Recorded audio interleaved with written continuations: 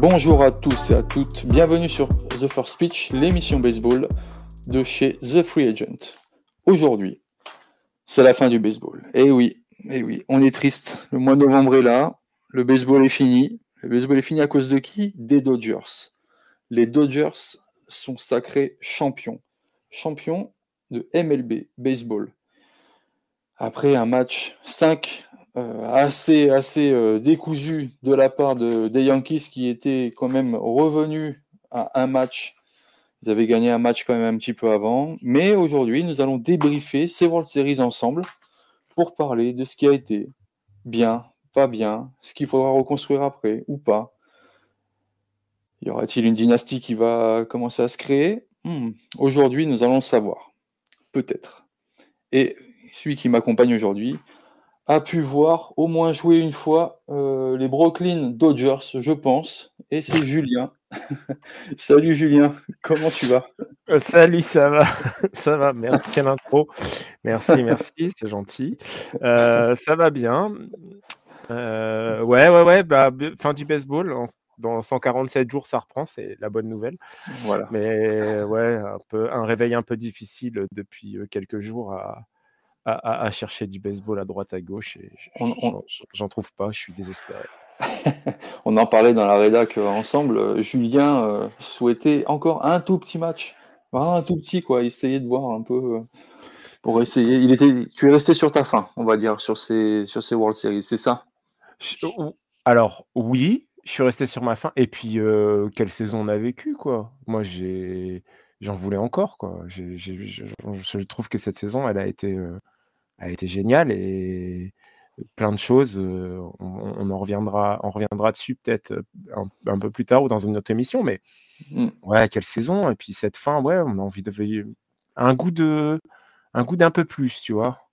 Ouais, mais bon, voilà, c'est comme ça. Nous ne sommes jamais rassasiés. Il faut toujours qu'on en ait plus. Mais bon, en tout cas, Los Angeles, les Dodgers sont champions. 8e titre de l'histoire de la franchise. Je vous rappelle les années des titres. Donc, cette année 2024.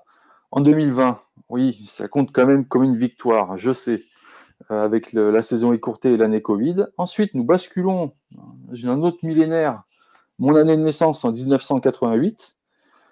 Ensuite, un hommage encore à Fernando Valenzuela qui a gagné en 1981.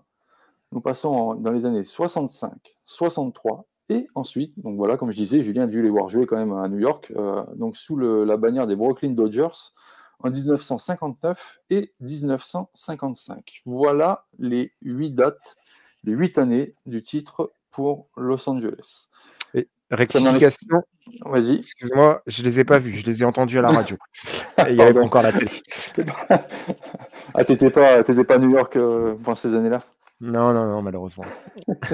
T'étais dans les hautes fréquences AM de la radio, c'est pour ça. Exactement. Donc, 8e titre pour Los Angeles, ça n'enlève pas les multi-titres qu'on entend des Yankees, donc 27, bien sûr. Bravo à Los Angeles, bravo à eux qui font un parcours vraiment, on va dire, moi je peux le dire sans faute. Ils arrivent en premier au niveau de la ligue. Ils sont premiers de leur division. Ils gagnent les Division Series contre les Padres 3-2. Ils gagnent les Championship Series contre les New York Mets 4-2. Et ils gagnent les World Series contre les Yankees 4-1. Los Angeles a été le bourreau de New York cette année. Voilà. Ça s'est posé. On va revenir sur les matchs. Donc, on a les 2 premiers matchs qui se sont joués à Los Angeles. Et Julien, comme tu l'avais dit dans la preview des World Series, ça allait être très compliqué de déloger les Dodgers chez eux. Surtout dans un environnement où, voilà, on est quand même en côte ouest et le stade est à une ferveur quand même qu'on a vu que c'était assez chaud. Aussi du côté extra match, on a vu des prestations musicales, dédicaces à Ice Cube sur le match 2, où ben voilà, je pense que ils ont tué le game d'entrée sur ces World Series en invitant des artistes pour motiver les joueurs, pour motiver la foule. Pour moi, ça a été là un des éléments clés pour moi pour dire bah voilà, les Dodgers ils vont être champions. Mais bon, après, il y a le jeu, et le jeu des 2 premiers matchs, franchement, Los Angeles a très bien joué le coup. Julien, est-ce que tu peux me parler pour toi de ce que tu as vu sur le Game 1 et le Game 2? Et surtout que sur le Game 1, tous les deux, on a relancé cette affaire de Nestor Cortés qui pourrait peut-être relancer. Et il a relancé, mais il a relancé pas en début de match, mais en fin de match. Et malheureusement, on sait ce qui s'est passé sur la 10e manche. Et moi, déjà, je suis totalement d'accord avec toi avant de commencer tout ça, mais les Dodgers, c'est un très beau champion et sur cette saison, et vraiment félicitations à eux. C'est vraiment c'est l'équipe qui méritait le plus. Et puis c'est vraiment un beau champion. Et le parcours, comme tu le disais, a été, je ne sais plus quel joueur en parlait, si c'est Kike Hernandez ou Freddie Freeman, je ne sais plus, mais voilà, ils se sont pris l'une des meilleures équipes de la MLB en premier tour avec les Padres. Ils se sont pris ensuite l'équipe la plus chaude du moment qui était les Mets, et ils ont su sortir de ça. Et puis derrière, ils ont affronté les Mighty Yankees, qui n'étaient pas très mighty, mais ça on y reviendra. Et qui sont sortis là, et un très beau champion. Et ouais, Game 1 et Game 2, comme tu dis, et ce qu'on avait dit précédemment, c'est qu'en effet, on ne voyait pas les Dodgers perdre. Et pour être honnête, moi, je ne voyais pas des matchs si accrochés non plus. Le Game 1, ça a été un match, je trouve, très intéressant. Très accroché, très disputé. Cortés, pour moi, Aaron Boone, il l'a soit fait rentrer trop tard ou trop tôt. On en avait discuté sur sa possible rentrée, en effet, et on ne s'était pas trompé sur le fait qu'il allait rentrer sans doute en closer. Mais je pense que ce qu'il y avait avant, c'était le fond d'alignement des Dodgers était largement prenable par Cortés. Le seul souci, c'est qu'il a préféré mettre Cousins, qui a lancé des sliders, donc des balles qui étaient soit qui s'éloignaient du frappeur ou se rapprochaient du frappeur en fonction droitier ou gaucher, ce qui sont des balles plutôt dures à frapper pour des gros frappeurs.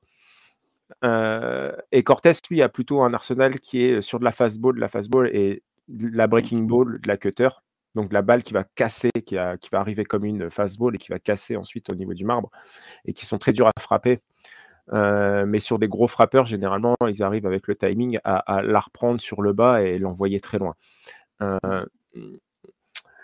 Et en fait, c'est là où ça a posé problème. C'est que c'était plus un lanceur pour cette fin d'alignement qui était Lux, je crois, Edman et je ne sais plus qui, Muncy ou je ne sais plus, enfin bref. Et après, Max Muncy était dans le bas de l'alignement, effectivement. Alors. Non, c'était Will Smith, Lux, Edman, voilà, c'était ça. Et c'était plus les lancers de Cortés étaient plus à adapter pour ce genre de joueur. Et puis surtout, c'était le début de l'extra inning, donc finalement, on repart dans un mindset qui est proche de celui d'un starter et qui convenait peut-être plus à Nelson Cortés. Et après, peut-être de faire, en effet, lui faire lancer sur ces 3 receveurs. Peut-être qu'il les aurait sortis, peut-être pas. Ça, on ne sait pas. Avec des scies, on peut couper du bois. Mais en tout cas, je pense qu'il aurait été plus adapté pour ce genre de situation. Et faire ensuite rentrer Cousins, qui aurait dû affronter Ohtani, Betts et Freeman. Après, on pourra revenir sur plein de choses. Mais voilà, les bases se sont chargées. On fait un intentional walk pour Betts. Est-ce que c'était une bonne idée, une mauvaise idée? Peu importe. En tout cas, il l'a fait. Derrière, l'histoire, un magnifique Grand Slam walk-off, premier qu'on ait vu en World Series. Et j'en ai vu des World Series. Oui, depuis 1955 quand même, t'as dû suivre. J'en ai vu. Mais réellement, voilà, Cortés, est-ce qu'il fait perdre le match? Je dirais que c'est plutôt les Dodgers qui vont gagner ce match que les Yankees qui le perdent. Soyons honnêtes, le management de Boone, peut être remis en question vraiment sur ce choix. C'est pas un choix que j'aurais fait, en tout cas moi. D'accord. OK. Ça, c'était sur le match numéro 1. Ouais. Donc, ouais, comme on a dit, je t'ai dit le bas de l'alignement, je l'ai là devant moi. Bon, on repart, hein. Kike Hernandez, Will Smith, Gavin Lux, qui est pinch runner, c'est Chris Taylor, et Tommy Edman, qui était le dernier dans l'alignement. Voilà. Voilà pour le match numéro 1. Ça, comme ça, c'est mérité d'être cité. Le match 2, donc le match 2, très intéressant parce que, donc, comme je vous l'ai dit, voilà, l'artiste Ice Cube qui a repris donc Today It Was a Good Day dans le stade des Dodgers, vêtu de son plus bel apparat des Dodgers, a chauffé la foule, a même chauffé le banc des Yankees, même Verdugo, il était à fond, qui est un ancien de la maison, il était tellement à fond. Freeman a moins kiffé, donc je pense que Freeman n'aime pas trop le hip-hop. Mais sur le Game 2, on s'est vu un combat de partant, donc Yoshinobu Yamamoto contre Carlos Rodon. Pareil, les petites victoires des Dodgers, 4-2. Mais voilà, Rodon qui perd ce match et Yoshinobu qui enregistre encore une victoire, sa deuxième victoire lors de ce match 2. Qu'est-ce que tu as pu retenir, si ce n'est que toi tu le savais que les Dodgers allaient, tu le savais. Les Dodgers pour toi n'allaient pas perdre un match, je pense à Los Angeles, au moins les 2 premiers. Ils ont été quand même assez efficaces du fait que Freeman retape de nouveau un home run. Et Tommy Edman et Oscar Hernandez refont des siennes avec des home runs aussi. Et ils sont aussi en extra base. C'est des joueurs qu'on a vus en post-season qui ont marqué cette post-season. Et parfois, on aurait pu peut-être dire qu'ils allaient avoir une baisse de régime. Toi, je pense que aussi, tu es comme moi, tu voyais ces joueurs aller jusqu'au bout de la chose et finir le travail. Est-ce que dans le match 2, tu as ressenti ça aussi? Ouais, en tout cas, j'ai plus senti des joueurs un peu plus sereins, si tu veux, du côté des Dodgers, et de l'autre côté, du côté des Yankees. Non, mais si je me rappelle bien, je crois que c'est. Il n'y a que 3 joueurs qui tapent chez les Yankees sur ce match-là. Il y a Juan Soto. Juan Soto qui marque les 2 points. Juan Soto qui tape 2 fois, Stanton 1 fois et Chisholm 1 fois. 4 joueurs. 3 4. 3 joueurs, pardon, excuse-moi, 3. 3. Ouais. 3. Et moi, ce qui m'a choqué, c'est l'absence. Alors, le score ne reflète pas, je vais pas dire ne reflète pas la physionomie du match, non, c'est pas ça, c'est plus sur le match 3 où c'est ça, mais on y reviendra après. Mais clairement, on a senti ça pouvait être accroché dans les 3 premières manches. Et puis les Dodgers ont fait du Dodgers, c'est-à-dire qu'ils ont posé une petite clim rapidement. Et les Yankees se sont éteints. Ils n'ont rien produit jusqu'à la 9e manche.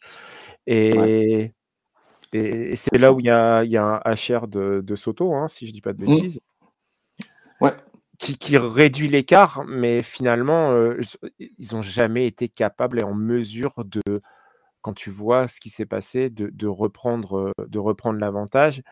Et Rodon, il a pris quand même beaucoup de coups sûrs, beaucoup de points. Certes, c'est les playoffs et face aux Dodgers, je pense que il n'a pas à rougir non plus, quoi. C'était pas l'hémorragie, mais 3 manches lancées presque. Ça les a mis dedans. Après, certes, derrière le bullpen fait le travail, mais c'était trop tard, quoi. Et bon travail du bullpen, par contre, sur ce match-là pour les Yankees, ce qui laissait envisager sans doute un bon match à venir, un match 3. Mais clairement, j'ai pas senti les Yankees pouvoir revenir à la hauteur, en tout cas en attaque, des Dodgers. L'écart a été fait vite et voilà. Après, ça a été un match un petit peu ennuyeux quand même. Pour la petite histoire, ouais, Soto en fait frappe le home run en troisième avec Yamamoto. Ouais, c'est Oui, ça, exact. Et après, c'est Stanton qui le fait rentrer au marbre en c'est 9e. ça, en RBI, ouais, c'est ça, Stanton le refait. Et, Vas-y. et pour l'instant, sur ces 2 premiers matchs, finalement, pour les Yankees, ce qu'on peut en tirer, enfin, ce qu'on pouvait en tirer à ce niveau-là, c'est que vraiment, c'était porté par Stanton et Soto et un peu Gleyber Torres, on va dire, sur ces 2 premiers Oui, matchs, et le reste c'est le premier. de l'effectif était totalement absent. Et côté Dodgers, Ouais. mis à part Ohtani qui avait un peu de mal, le reste était présent. Le reste de l'équipe était présent et c'est un peu toute la différence qu'on a eue sur ces 2 matchs, sur ces 2 premiers Et matchs. on n'allait pas l'oublier, c'était stupeur et tremblement lors de ce match 2. Ohtani qui vole une base, alors pourquoi il la vole ok, et Ouais. il sort sur blessure. C'était Ouais, ça la principale info en fin de match, en fin de match, voilà. Pour Moi, je toi, pense erreur pas, je veux dire de coaching, ouais, l'entraîneur de la troisième base ou la première, est-ce qu'il a bien, enfin, je sais pas moi, est-ce que à ce moment-là du match, c'est intelligent? Est-ce que on est sur du QI baseball de vouloir faire un bol de base comme ça? Tu veux mon avis? Moi, je pense qu'ils lui ont donné le feu vert. Ils lui ont pas dit d'aller voler, je pense. Ils lui ont juste donné le feu vert parce que souvent, c'est lui qui réclame. Et je pense qu'il en avait besoin de ça pour sa confiance. Parce que si tu regardes au bâton, finalement, il allait sur base à ce moment-là sur un bébé, Ouais. si ma mémoire est bonne. Et il était quand même un peu en difficulté au niveau de sa frappe depuis le début. Sur ce match-là, en tout cas, il n'a pas réussi à concrétiser. Sur le match précédent, si je ne dis pas de bêtises, c'était aussi difficile pour lui, même s'il a réussi à rentrer au marbre et à avoir un coup sûr, mais il a fait un 1 sur 5 à la batte. Donc c'est pas dans ses standards habituels. Moi, je pense qu'il a fait ça pour sa confiance, en fait. Tu sais, se remettre en confiance et un peu se dire, OK, je vais voler des bases, je me sens bien, j'arrive à voler des bases. Et le vol de base était beau, hein, parce qu'au final, il la vole cette base. Hein. Puis en avant, le slide est parfait pour moi, mais c'est la réception sur sa main qui vient, bah, forcément dans le prolongement de la main, il y a l'épaule derrière et la chromio, Ouais, quoi. Et du coup, à cette vitesse-là de jeu, ça pardonne pas, quoi. Surtout que puis c'est il un fait joueur son. qui est lourd, oui, parce que Ouais, c'est ça. c'est un joueur c'est assez lourd, hein, donc c'est pour ça. Donc moi, je pense qu'il a juste fait ça pour se remettre en confiance. Un petit truc pour se remettre en confiance, finalement, et se dire que tout va bien. On pourra en reparler sur d'autres joueurs pour cette reprise de confiance, mais tu as besoin de petits trucs comme ça. Et vu qu'il joue qu'il est qu'en DH, il n'y a pas l'occasion d'aller se remettre en confiance sur de la défense, aller De la faire, défense, ouais. un attrapé, un bon relais, aller éliminer quelqu'un, tu vois, faire un tag. Il peut pas faire ces choses-là. Donc, il est bien obligé d'aller chercher de la confiance dans d'autres choses. Et la seule chose qu'il a, c'est du vol de base, finalement. Parce qu'on sait Ouais, très bien qu'il n'allait pas rentrer pour aller pitcher, etc. Ça, c'était pas possible et c'était pas prévu. ouais. Et donc voilà, je pense que c'est uniquement ça. Il cherchait à retrouver, à se mettre en confiance. Et tu vois que c'est un joueur qui aime le baseball, qui est souriant, etc., etc. Et quand il y va, voilà, tu sais que il y va pour son bien à lui et se sentir bien et être le joueur qu'il doit être. Malheureusement, il Ouais. se blesse. Et malheureusement, il se blesse. Mais heureusement, il va venir pour le match 3 et donc c'est un petit voyage à New York, au Yankee Stadium. Donc il y a eu un artiste de la West Coast qui s'est produit sur le Game 2. Sur le Game 3, ils ont trouvé pas grand-chose. Hein. Ils ont trouvé Fat Joe. Hein. Désolé pour lui, hein. Désolé pour les fans de Fat Joe. Mais bon, Ice Cube était quand même un peu plus, est un peu plus bankable que Fat Joe, je pense, maintenant. Mais dans l'histoire fan de Yankees, on le voit souvent dans des reportages sur les Yankees parler avec d'autres artistes new-yorkais. Donc ce Game 3, eh ben, il voit encore les Dodgers, mais cette fois-ci post-déclim à l'extérieur. Donc ils vont facturer franchement, je pense, le déplacement aussi aux Yankees. Ils gagnent 4-2. Donc ils entament vraiment Freddie Freeman, coutumier du fait, retape un home run en première manche. Voilà, sur Clarke Schmidt, c'est son 3e. Il en fait un par match, donc on est sur une bonne moyenne, je pense. Voilà. Les Dodgers s'installent rapidement dans le fauteuil du leader parce qu'ils marquent 4 points à la 6e manche. Donc là, voilà, première manche 2 points, 3e manche 1 point et 6e manche 1 point, ce qui fait 4-0. Les Yankees vont timidement revenir et trop tard à la fin de ce match-là, avec un ancien de la maison, comme je l'ai dit tout à l'heure, Alex Verdugo, qui lui frappe à home run et permet de faire rentrer un joueur, c'est ça. Je ne pourrais plus vous dire lequel c'est. Verdugo, il doit faire rentrer Trevino, peut-être, je crois. Ouais, c'est ça. C'est ça. Il fait rentrer Trevino. Qui Voilà. était rentré à la place de Wells. Ouais. Donc, on est sur Walker Buehler, du côté des lancers, donc partant, qui prend la victoire. Comme je vous l'ai dit, là, on va le voir tout à l'heure sur les fun facts. Walker Buehler prend la victoire sur ce match-là et il était face à Clarke Schmidt.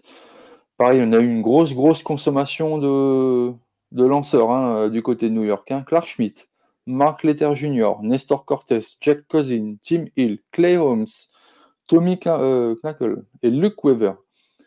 En fait, je pense qu'ils ont sorti tous leurs meilleurs releveurs et essayé de sauver tant bien que mal ou stopper l'hémorragie. Essayer de faire quelque chose, quoi. Voilà. C'est ce que tu as ressenti sur ce match-là, toi aussi, Julien. C'est-à-dire, sauvons. C'est un bullpen game. Ouais. C'est un bullpen game, clairement. Bullpen game, clairement. Ouais. Moi, ce que j'ai ressenti sur ce match 3, déjà, j'ai été déçu de ce match 3. J'ai été déçu parce que ce qu'on avait dit, est-ce que je m'attendais à cette arrivée au Yankee Stadium, un Yankee Stadium bouillant, vraiment là remettre, et je les voyais prendre le match, je l'avais dit, donc ils allaient prendre ce match, et puis finalement, quelle tristesse cette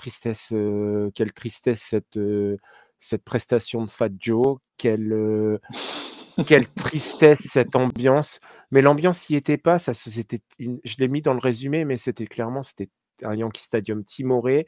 La seule chose de bonne que j'ai vue, c'est le first pitch parfait de Derek Jeter. Oui. Mais même l'ambiance à ce moment-là, je n'ai pas senti une effervescence particulière. Voilà, c'est pour un retour après 16 ans d'attente en World Series, j'étais déçu. Et après, déçu du match des Yankees, clairement. Stanton, qui finalement est pour moi le meilleur joueur à ce moment-là.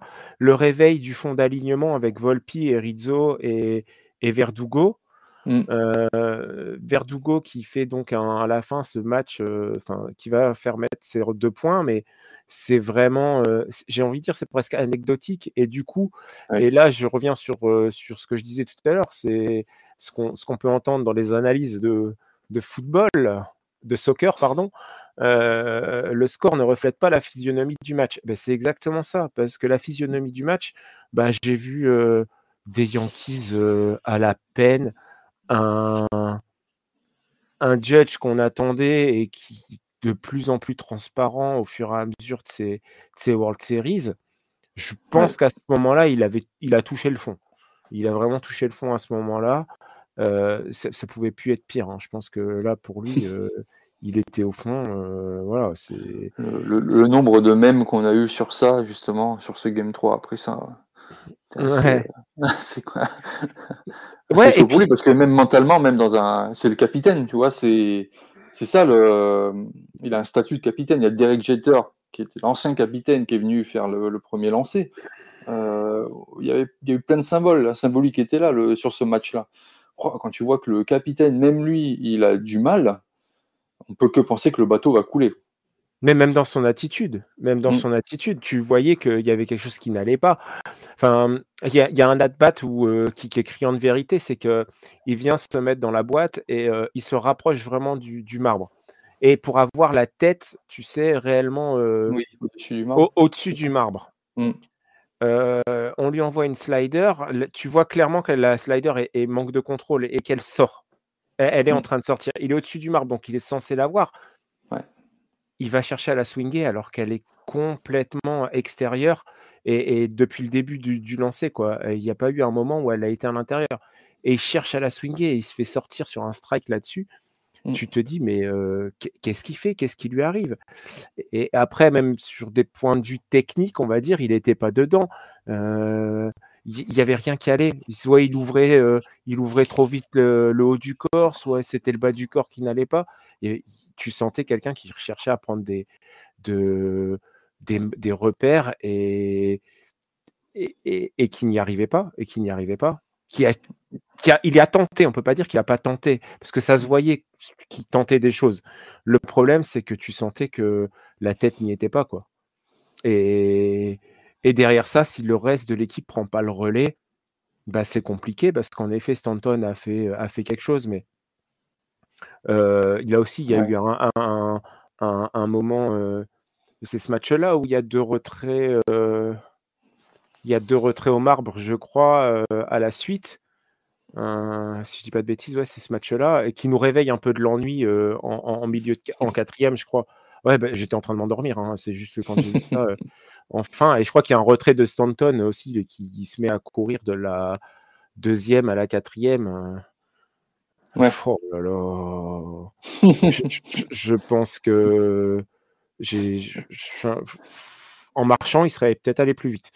Ça me rappelle le Stanton de la saison dernière qui était complètement démotivé, complètement abattu, quoi, voilà, pour un peu l'attitude je m'en foutiste, tu vois.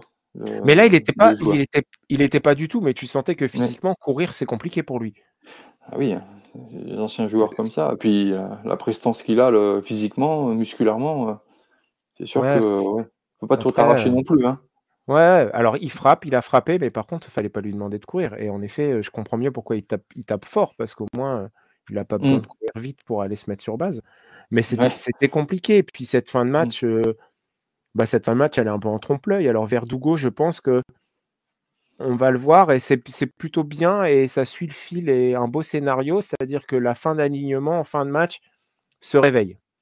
Et ça va être positif pour la suite. Ok. Mais victoire des Dodgers.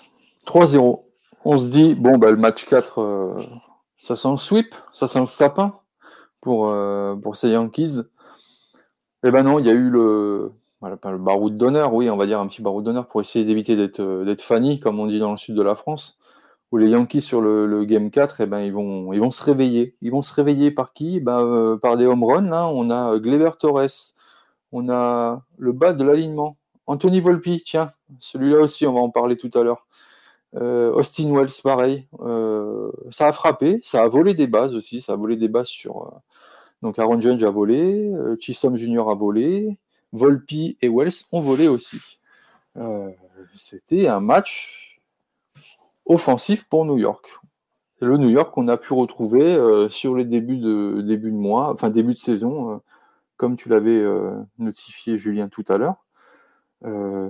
Agréablement surpris par les Yankees et peut-être surprise pour les Dodgers qui ne se voyaient pas dire bah tiens, la bête blessée là elle va se relever pour peut-être un dernier coup de croc. Ils ont décidé de faire rentrer des releveurs pour le starting pitching avec Ben Kasparius qui s'est élevé dans le rang de nos releveurs indispensables, on va dire, lors de cette post-season. On l'a relevé ça tout à l'heure lors des différents podcasts et aussi des résumés écrits. Un Game 4 qui nous donne le goût de le baseball n'est pas forcément fini. On va avoir un match 5. Pour toi là, les Yankees, c'était le réveil, mais trop tard, je pense. Trop tard. Alors soit Aaron Boone. Il n'est jamais trop tard parce que les comebacks on en a vu. Ouais, mais je pense que Aaron Boone a dû, entre les 2 matchs, brancher Netflix et leur mettre, The Comeback, pour les remotiver. Donc, c'est peut-être ça. Non, mais plus sérieusement, et je pense qu'ils ont eu un match de retard. Mais tout le monde, et c'est ce que j'ai essayé de décrire moi dans l'article que j'avais mis, c'était, cette ambiance. Déjà qu'on attendait au match 3, finalement, on l'a eu au match 2, au match 4 pardon, où le Yankee Stadium était complètement dingue. C'était une vraie cocotte minute. On retrouvait un peu ces ambiances des années 2000, des années 90, avec un Yankee Stadium bouillant, même si c'est plus le même, c'est le nouveau Yankee Stadium. Avec des imbéciles, je tiens à le préciser par contre. Il y a toujours les mêmes Ouais, imbéciles qui sont là. ouais, mais c'est New York. Je suis quasiment. Non, mais je suis pas étonné. Mais quand tu sais comment ça se passe là-bas, où tu vois les mecs qui sont derrière le marbre et qui passent leur temps à insulter au prix des places, à insulter les mecs qui passent au marbre. Ou arracher les mains des joueurs en champ extérieur. Ouais. Je voulais parler de celui-là. Oui, je parle, mais je vois bien, mais tu vois, je suis pas surpris de l'attitude et de ce qui s'est passé. Bon, voilà, il y a eu ce fait de jeu-là dès le début du match. Mais ceci dit, je pense que c'est aussi, ça fait partie de ce qui a poussé, et je pense que le Yankee Stadium a eu une influence énorme sur ce match, parce que ce moment-là, finalement, le début du match commence vraiment à l'avantage des Dodgers, et tu te dis, à ce moment-là, tu dis, bon, eh ben, ça va être plié. Il y a ce fait de jeu. Il y a ensuite une balle qui est tout de suite récupérée par Rizzo en territoire de full ball, qui remet un coup d'élan au Yankee Stadium. Tu sens qu'il y a une communion. Et puis ce fond d'alignement qui fait un match tonitruant. Les Volpi, Wells, des gens qu'on n'attendait pas et qui tiennent la baraque pendant tout ce match, clairement qui ont tenu la baraque pendant le match. C'est Verdugo, Wells, Volpi, Rizzo un peu moins, mais en tout cas en défense, je l'ai trouvé plutôt bon. Et derrière, Gleyber Torres qui fait un plutôt bon match dans l'ensemble. En tout cas, il fait des bons at-bats, etc. Et puis, ce match se déroule, il est vraiment tenu par le Yankee Stadium, et c'est Verdugo, Wells, Volpi qui font le match. Et à la surprise générale, parce qu'au bout d'un moment, si ma mémoire est bonne, il y a un petit retour des Dodgers en 5e manche. C'est ça, ils remettent 2 points. Ouais, et puis après, il repasse devant. Et puis dernièrement, 8e manche, bas de la 8e, dans le sillage de ces joueurs, j'ai envie de dire, de l'ombre un petit peu chez les Yankees, eh ben, les gros noms se sont réveillés. Et notamment un qu'on attendait, c'est Judge qui enfin frappe un hit. Enfin, premier RBI de cette post-season. Et je me dis, et à ce moment-là, je me suis dit, et je l'ai écrit dans l'article à la fin, je pensais réellement que le soir, là, le match 5, il allait faire quelque chose. On abordera ça après, mais voilà. Ouais. Et puis surtout, moi, ce qui a été, je pense, le plus difficile pour les Dodgers, ça a été la gestion du bullpen, parce que je pense que Dave Roberts a dû se poser des questions, mais il a plutôt bien géré, vu qu'il a utilisé très peu de joueurs finalement. Je m'attendais à 4, ce qui est vraiment pas beaucoup. Et ça veut dire qu'au bout d'un moment, ils pensaient essayer d'aller gagner le match quand ils sont revenus. Et puis au final, il a pu regérer avec la gestion Knack Honeywell a été plutôt positif, parce qu'il a utilisé moins de releveurs. Du coup, il a pu encore faire reposer un Kopech qui a fait des Super World Series. Et ça, c'était plutôt intéressant. Est-ce que pour toi, Dave Roberts, il a reculé pour mieux sauter? C'est-à-dire qu'il a fait l'impasse sur ce match-là. Il s'est dit, bon, ok, je fais reposer mes releveurs les plus influents, mes partants les plus influents. Et ok, je prends sur moi, je perds ce match 4. Par contre, le match 5, je vais revenir et je vais gérer ça. Bah, difficile à dire, parce que quand ils sont revenus en 5e manche, ça pouvait être... tu pouvais dire, allez, on essaye de le jouer. Si tu ne lâches pas un match à 1 point. Mais je pense que... il a surtout, quand il a pris les 5 points, il s'est dit, tant pis, on termine comme ça, et puis voilà, basta. C'est fini. Mais je pense qu'il a quand même essayé. Il a quand même essayé ça, effectivement. Ouais. On est sur une victoire des Yankees, donc ce qui fait la série est à 3-1. Et on va passer à ce fameux match 5, ce dernier match 5 qui a fait couler beaucoup d'encre, je pense, sur ça. Ce qui s'est vu faire partir donc Gerrit Cole, l'ace des Yankees, face à Flaherty, donc des Dodgers, qui dans ce match-là donc vont voir les Dodgers s'imposer 7-6 à New York et avoir le titre de champion pour les Dodgers. On va revenir sur ce match 5 où je l'ai vu celui-là et j'ai vu une 5e et 8e manche catastrophique pour New York d'un point de vue management et surtout d'un coaching pitching qui était assez, on va dire, assez bas. Voilà. Pour Los Angeles, 8 lanceurs utilisés. Ça a été le plus grand nombre utilisé en World Series, voilà, pour information. Mais clairement, voilà, les Yankees gagnent 5-0 pour planter le tableau. Les Yankees sont à 5-0 jusqu'à la 4e manche. Et la 5e manche, il y a une des plus grandes remontées de score des World Series. Et là, si dans la tête des Dodgers, quand j'ai vu cette 5e manche, je me suis dit, voilà, s'ils font ça, ils peuvent aller au bout. Et chez les Yankees, on a vu que le doute s'est installé en eux. La clim de nouveau installée au Yankee Stadium. Et derrière, il s'est passé ce qui s'est passé. Une grosse erreur aussi en 8e manche qui fait que les Dodgers passent devant. Là, pour te poser de nouveau une question, Julien, sur ce match 5, tu l'as noté comme moi, c'est une erreur d'Aaron Boone sur ce match 5. Ouais, une erreur d'Aaron Boone, c'est surtout une... Moi, ce match 5, ce que je t'ai dit Oui. en première, avant qu'on démarre, c'est surtout ce match, il est symptomatique de la saison des Yankees.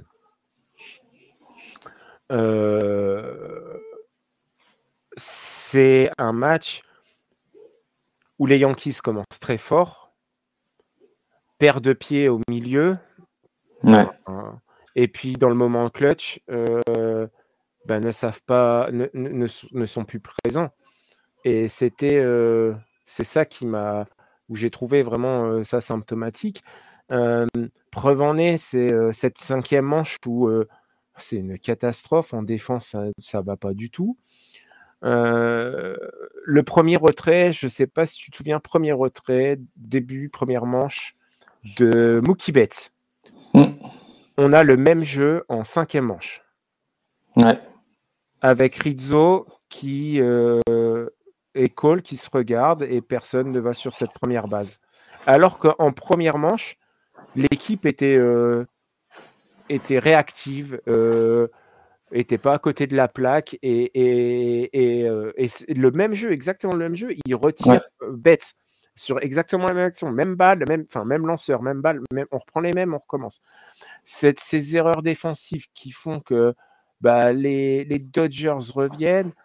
La question Cole, est-ce qu'on le laisse, est-ce qu'on le prend, est-ce qu'on continue avec, parce que ça, honnêtement, pour moi, c'est pas Cole qui est à mettre à pointer du doigt sur cette 5e manche, parce que entre les 2 balles ratées de notre ami Judge, entre ce fameux relais, en tout cas relais en première, où normalement c'est le pitcher qui doit aller sur cette première base. Sur la première base, ouais, tout à fait.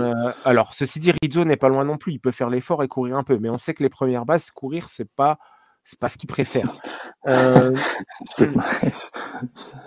Ce relais de Volpi, tel un débutant, tu vois, c'est ce qu'on t'apprend quand tu étais jeune, quand tu débutes, c'est ne te précipite pas, tu fais un bon arrêt, ne te précipite pas dans ton relais, applique-toi pour faire un bon relais. Là, il fait un relais, son bras, on dirait qu'il a le bras de Jamel Debbouze, quoi. La balle, elle tombe par terre. Impossible de faire ce relais sur Chisholm. Ça fait beaucoup de petits trucs comme ça. Et après, Alors certes, ils arrivent c'est pas des choses, donc ce que je disais, à reprocher à Gerrit Cole, ni à Aaron Boone finalement. Est-ce qu'ils devaient le lancer plus? Non, c'est vraiment pas la question, elle est pas là. Je pense que c'est collectif et c'est ce qui s'est passé. C'est ce qui s'est passé dans cette saison quand ils ont eu cette période au mois de juin où ils se sont complètement effondrés. C'était les mêmes Yankees. J'ai retrouvé les mêmes Yankees qui faisaient des erreurs de débutants, des erreurs qu'on ne doit pas voir à ce niveau-là. C'était assez impressionnant. Et derrière, ils se reprennent. Ils se reprennent et tiennent quand même le match pendant un moment et on se dit, allez, on peut y croire parce que le score finalement il est toujours en leur avantage. Ils arrivent à repasser devant, si ma mémoire est bonne, à 6-5 Oui. en 6e manche.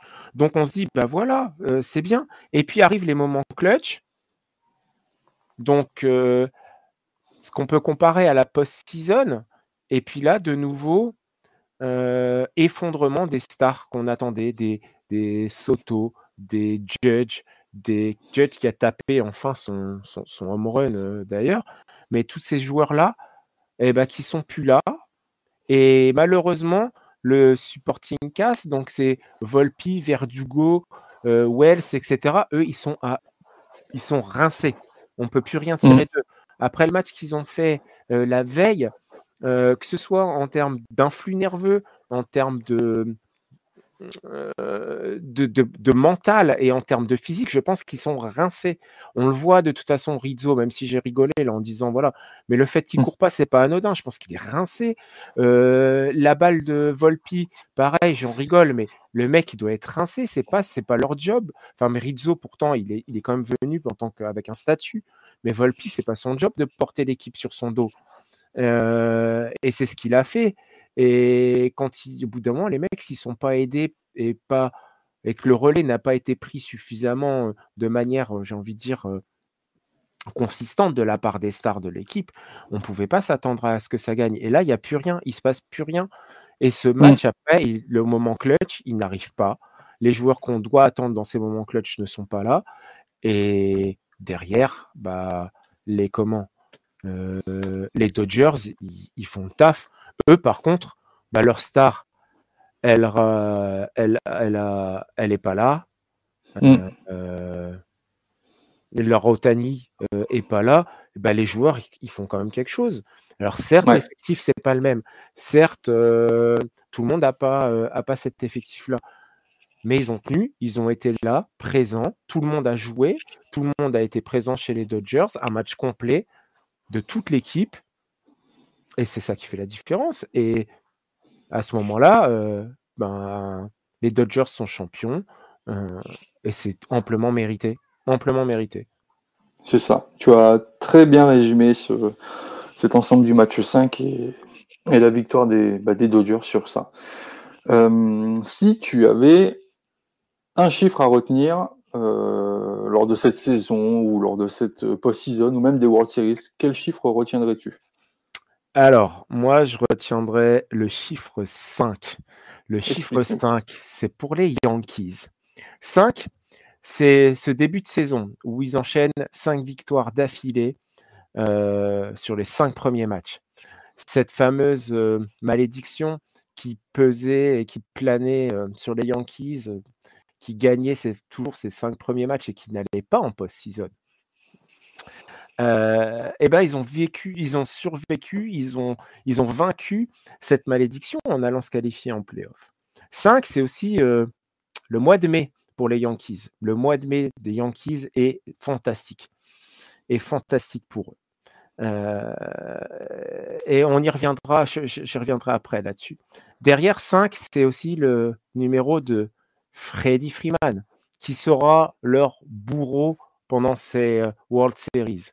5, c'est aussi 5e manche, 5e match, on vient d'en parler, c'est ce trou d'air monumental qui fait qu'on ne pouvait pas espérer une 2e victoire et un retour.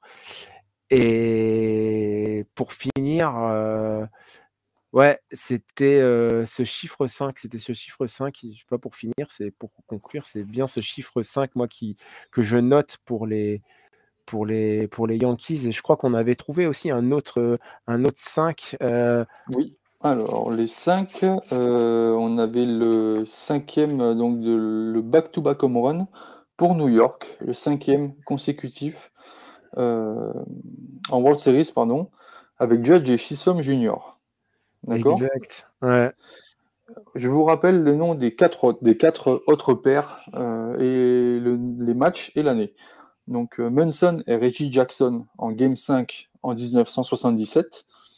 Roger Maris et Mickey Mantle en Game 6 en 1964. Là, tu m'as dit que tu étais présent là, ce jour-là. Ouais.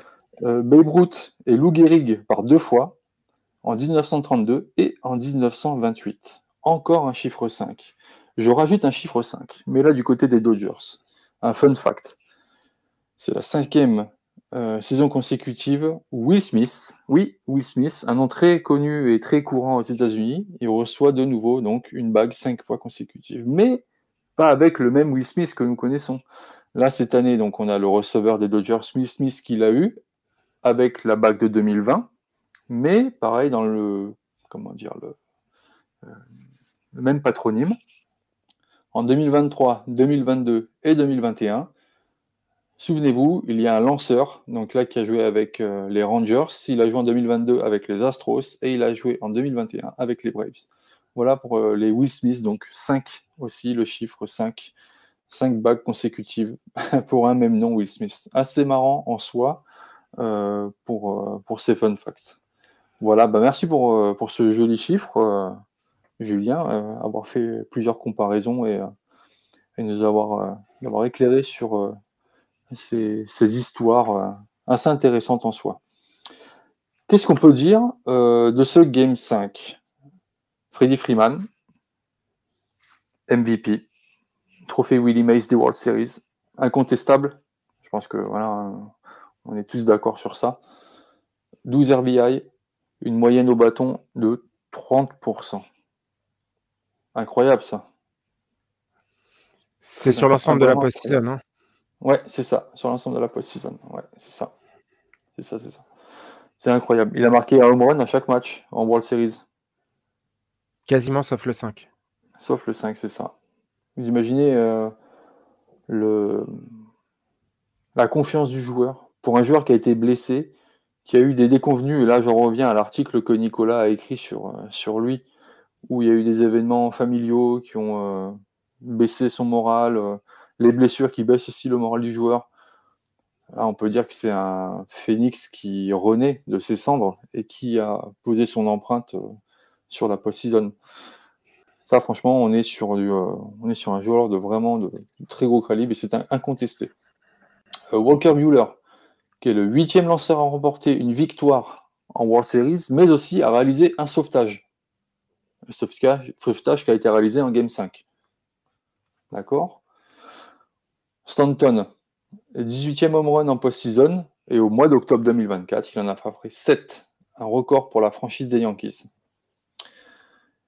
Ce qui est intéressant à voir aussi, c'est au niveau de la production des home runs. 49 points marqués lors des World Series, d'accord? 30 l'ont été avec des home runs, c'est-à-dire 61,2% des points marqués lors de ces World Series sont grâce à des home runs. C'est le plus haut taux des World Series, dépassant l'année 2017 avec 57%, soit 39 points sur 68 marqués. Tu me l'as dit, Julien, au début, il y a eu en post-season 6 grands slams. D'accord? Et le premier grand slam walk-off sur le Game 1. Sur Game 1, voilà. Enfin, sur les World Series. Sur les World Series, tout à fait, c'est ça. On est sur des chiffres, des statistiques qui sont quand même assez grandes pour pouvoir dire que, ok, on n'a pas été trop rassasié au niveau du baseball, au niveau du nombre de matchs, mais par contre, on a pris du plaisir à avoir des points produits, à avoir des frappes sur cette post-season. Est-ce que tu es d'accord avec moi? Ouais, mais c'était. Moi, je suis pas un grand fan de l'attaque, mais en tout cas, des home runs. Mais ceci dit, on a vu du spectacle. Et c'était c'est que du bon pour la promotion de ce sport, pour la MLB et pour nous les fans, c'est quand même sympa de voir ça. Et même si je suis pas un grand fan des grosses frappes, etc., j'ai pas pu ne pas m'extasier lors de Game 1 quand Oui. quand Faut il y a pas cette rester frappe insensible sur ça. de Freddie Freeman. C'est mentir que de regarder cette série Padres-Dodgers, ça m'a pas fait sauter de mon canapé, en silence, bien entendu. C'est de voir ce Lindor qui frappe, qui a frappé pour les Mets avec une équipe des Mets incroyable. Bah ouais, j'ai adoré. Et c'est peut-être aussi ça qui fait que j'en voulais encore. C'est aussi même toute cette saison, c'est de voir un Ohtani et un Judge qui ont frappé énormément de home runs et cette course, enfin, voilà, c'était vraiment sympa. Et je pense que, comme tu le dis, on aurait peut-être voulu plus de matchs, mais je pense qu'en termes de home run, de points, on a été servi. On a été servi. Ils nous vantaient l'affiche de Judge versus Ohtani. 0 pointé, je pense. On est d'accord sur ça. Par contre, après, on a été rattrapé par d'autres joueurs. Et tant mieux, parce que c'est bien aussi de voir des hommes individuellement qui ont des statistiques aussi grandes toute l'année, aussi produire du jeu. Un peu déçu quand même des grands noms, des stars de cette MLB. Pour moi, c'était quand même. Je pensais plus avoir une plus grosse confrontation entre Ohtani et Judge. C'est mon avis perso. Voilà. Je suis assez d'accord avec toi. Après, Ohtani, je pense qu'il y a des circonstances qui font que on peut lui pardonner parce qu'il a quand même fait. On ne peut pas dire qu'il a fait une grande post-season, mais il n'a pas fait non plus quelque chose de mauvais comparé à Judge qui a été transparent. Et revenir sur les joueurs, moi j'ai une petite question pour toi. Oui. Kevin Kiermaier, Kiermaier, il n'a pas beaucoup joué. Hein, il n'a pas beaucoup joué. Il a été présent. Alors, on ne peut pas dire qu'il a apporté sa pierre à l'édifice dans cette victoire. Mais est-ce que tu pourrais dire que Jack Flaherty a apporté sa pierre à l'édifice? C'est compliqué. En soi, Jack Flaherty, pour moi, il a été en dents de scie sur cette post-season. Mais il a été acteur. Il a été acteur, oui, tout à fait. Tommy Edman, qu'est-ce que tu en penses? Il a mis sa pierre à l'édifice. Tommy Edman, il a mis sa pierre à l'édifice sur la Championship Series, MVP. On savait très bien qu'il allait performer ou continuer dans sa lancée sur les World Series. Et Michael Kopech. Michael Kopech. Je sais. Michael Kopech, pour moi, c'était l'artisan du bench clear, mais on n'a jamais eu de bench clear sur ces World Series. J'ai été déçu. Figure-toi que ces 4 joueurs, c'est les 4 acquisitions de la trade deadline des Dodgers. Et je trouvais ça marrant parce qu'ils ont tous eu leur impact un petit peu. Oui. Pas forcément sur les World Series, comme on l'a dit, mais en tout cas sur cette post-season. Et on pourra dire que c'était quand même un bon recrutement et c'était assez bien vu des Dodgers. Et ça m'a fait un peu sourire quand j'avais vu ça, moi, sur des joueurs un peu de l'ombre, mais qui ont quand même supplanté. Mais si on doit conclure, si moi je dois conclure sur les individualités et le collectif, je pense que les Dodgers étaient quand même une classe au-dessus des Yankees. Les Yankees n'ont pas démérité, loin de là d'être là, mais il faut remettre les choses dans son contexte. Et ce que j'avais dit précédemment, dans les épisodes précédents, c'est que on a une équipe qui a quand même fait un début de saison tonitruant et ça masque tout le reste de la saison, parce que je me suis amusé à rapporter le nombre de victoires après ce fameux mois de mai jusqu'à la fin de cette saison, et on est sur une moyenne qui est à peu près de 52%. Et si on ramène ça au nombre de matchs dans une saison, au final, on a une équipe qui devrait tourner plutôt aux alentours de 84 victoires à ce niveau-là. Donc c'est au niveau des Twins ou des Mariners, des équipes qui ne se sont même pas qualifiées pour les playoffs.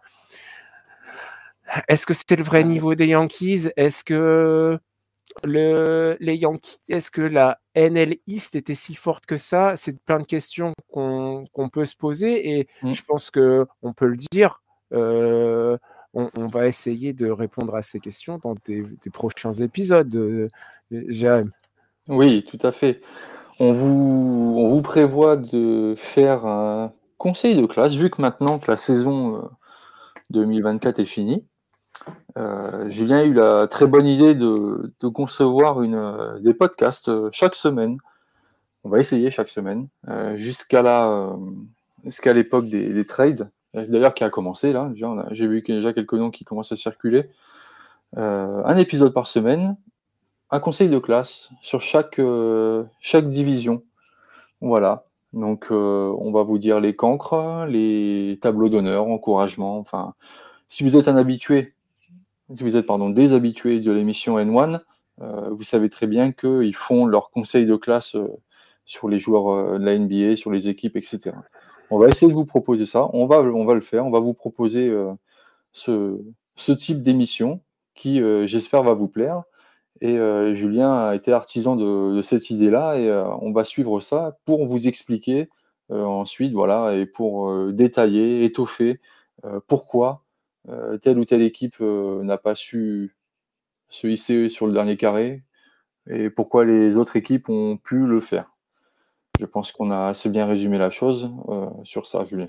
Ouais, c'est exactement. Ça va être pas mal. Ça va être pas mal. En tout cas, je vous remercie de nous avoir suivis tout au long de cette post-season. Ça nous a tenu à cœur de faire ces émissions pour la post-season parce qu'on a repris l'écriture, on a repris les podcasts pour vous faire vivre ensemble cette après-saison qui est en soi très intéressante, très excitante, très trépidante. On l'a vu. J'espère que vous avez pris du plaisir à nous écouter et à nous lire aussi sur le site de TFA et sur l'application. N'hésitez pas à la télécharger. En tout cas, ça a été un grand plaisir d'avoir fait ces podcasts avec toi et avec Nico, Julien. Le baseball n'est pas fini, ça continue. La off-season est toujours présente sur TFA. En tout cas, je vous souhaite une très bonne journée. Je vous souhaite un très bon week-end. À bientôt. Salut Julien.